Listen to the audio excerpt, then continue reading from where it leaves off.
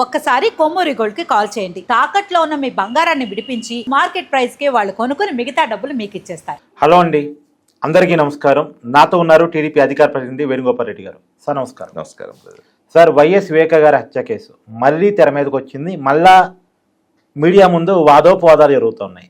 మార్చి 15 ఆయన చనిపోయిన నాడు ఆయన కూతురు వైఎస్ సునీత గారు ప్రెస్ మీట్ పెట్టారు. తనకున్నటువంటి అనుమానాలని, సిబిఐ ఎంక్వైరీ జరిగిన తీరుని, వీటన్నిటిని కూడా ఆమె ఎక్కడో పెట్టుకున్నారు. దానికి కౌంటర్గా నిన్న ఢిల్లీలో వైఎస్ అవినాష్ రెడ్డి గారు ప్రెస్ మీట్ పెట్టారు. కాకపోతే ఇక్కడ అందరికీ ఉన్నటువంటి అనుమానం ఏంటంటే, సరే సునీత గారు అంటే విక్టిమ్గా చెప్పబడుతున్నారు కాబట్టి విక్టిమ్ తన ప్రెస్ మీట్ పెట్టుకున్నారు. కానీ అవినాష్ రెడ్డి గారు అక్యూజ్డ్ పర్సన్, ఒక అక్యూజ్డ్ పర్సన్, అందులోనూ అరెస్ట్ అయ్యి బెయిల్ మీద ఉన్న వ్యక్తి.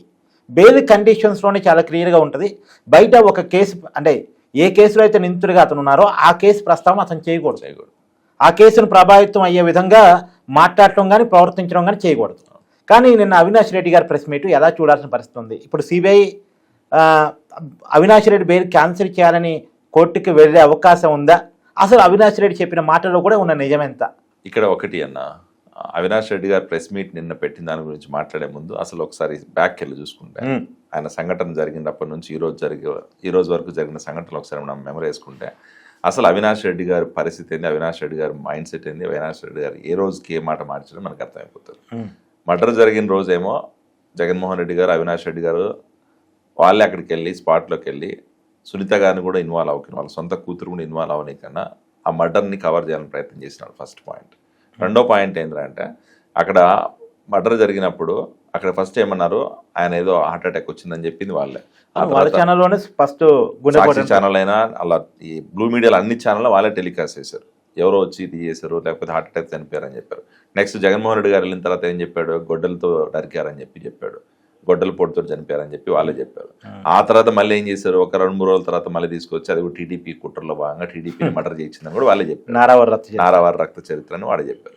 సో ఈ రకంగా ఏంటంటే, రోజుకు ఒక మలుపు తీసుకుంటా వాళ్ళకి కావాల్సిన విధంగా ఒక నెరేటివ్ బయటకు తీసుకొచ్చుకుని వాళ్ళ బ్లూ మీడియాలో పబ్లిసిటీ చేసుకుంటా వాళ్ళు చేసిన తప్పుని ఈరోజు దానికి బాబాయ్ మర్డర్ కేసులో కర్త కర్మ క్రియ అందరికి తెలిసిన విషయం ఎవరు అనేది. ఆ కేసులో అరెస్ట్ అయిన వాళ్ళ గురించి అందరు చూశారు. అవును. ఈరోజు అదే అవినాష్ రెడ్డి గారు వచ్చి ఆ కర్త కర్మ క్రియ అయిన ఈ అవినాష్ రెడ్డి గారే మళ్ళీ ప్రెస్ మీట్ పెట్టి ఈరోజు అసలు పెట్టకూడదు.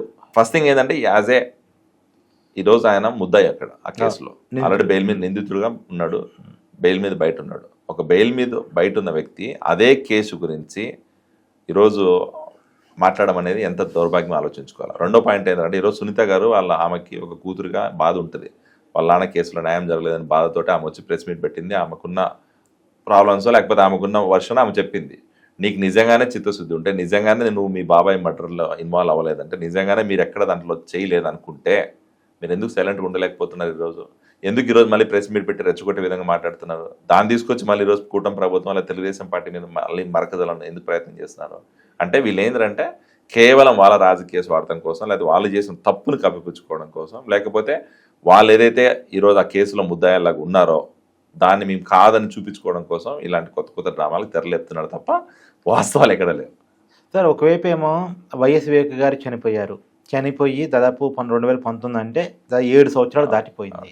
7 సంవత్సరాల కాలంలో 6 అనుమానాస్పదంగా మరణించారు. ఈ కేసుతో ప్రత్యక్ష సంబంధం ఉన్న వాళ్ళు అనుమానితుడు కావచ్చు, నిందితుడు కావచ్చు, లేదంటే సాక్షులు కావచ్చు, వీళ్ళంతా దాదాపు 6 చనిపోయారు. అంటే ఒక ఇంట్లో ఆరిపోయిన దీపాన్ని